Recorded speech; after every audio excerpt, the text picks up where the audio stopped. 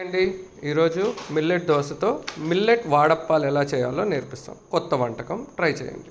So దీనికి కావాల్సిన ingredients millet dosa, rock salt, ఉద్దిపప్పు అండి, జీలకర్ర, ఆయిల్.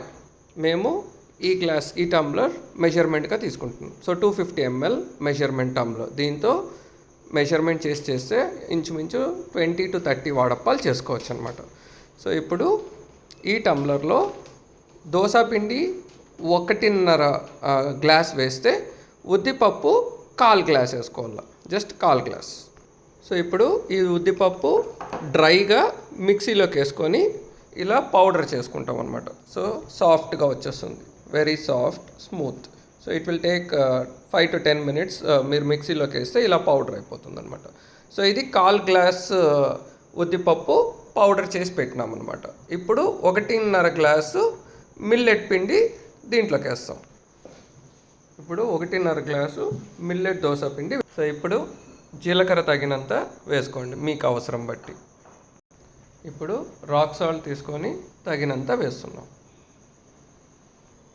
ఒక బౌల్లో కొంచెం హాట్ వాటర్ చేసుకోండి, గోరువెచ్చగా కంటే కొంచెం ఎక్కువ హాట్ వాటర్ చేసుకొని ఆ వాటర్ దీంట్లోకి వేసుకొని ముద్దలాగా కలపాలి.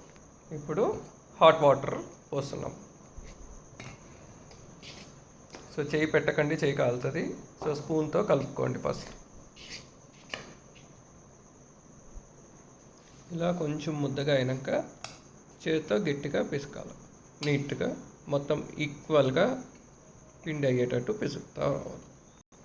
సో ఇలా మీరు చపాతీ పిండి కలుపుతారు కదా, అలాగా చపాతీ పిండి ఎంత ఇదిగా ఉంటుందో అలాగా కలుపుకోవాలి. సో ఇలా పిండి అయినాక ఇలాంటి ప్లాస్టిక్ కవర్ ఒకటి తెచ్చుకొని దానిపైన ఆయిల్ అప్లై చేసి తట్టాలి. సో అంతలోగా ఒక పెనంలో ఆయిల్ హీట్ చేసుకుంటున్నాం అనమాట. ఇదిగోండి మా రాజు రెడీ అవుతున్నాడు. సో ఇలా డవ్ చేశాక ఒక 10 minutes నానబెట్టండి. తర్వాత ఉంటలు చేసుకొని ఇలా చిన్న బాల్స్ చేసి చేత్తోనే తట్టేసేయాలి.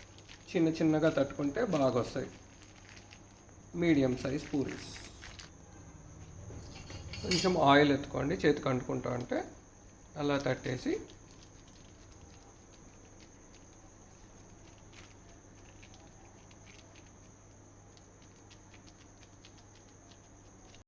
ఇలా తట్టాక చేతితో తీసుకొని ఆయిల్లోకి వేసేసి దానిపైన కొంచెం ఆయిల్, మీరు పూరీ చేసినట్టు కొంచెం ఆయిల్ వేస్తే అది బాగా పొంగుతుంది. సో ఇలా చూడండి ఎంత బాగా పొంగిందో. సో ఇది గోల్డెన్ బ్రౌన్ కలర్ అయ్యేంత వరకు రెండు పక్కల బాగా కాల్చి తీసేసి సర్వ్ చేయొచ్చు. సో ఇలా పూరీస్ విత్ బ్రౌన్ కలర్ వచ్చినాయి. సో చాలా క్రిస్పీగా టేస్టీగా ఉంటుందండి. మేము మామూలుగా ఆకుకూర పప్పు కొబ్బరి చట్నీతో తింటాం. మీరు మిరుము చట్నీ ఏదే చేసినా తినచ్చు అనమాట. ఇదిగో పాపా, have your breakfast. How is it? Super. Raju, have your snack.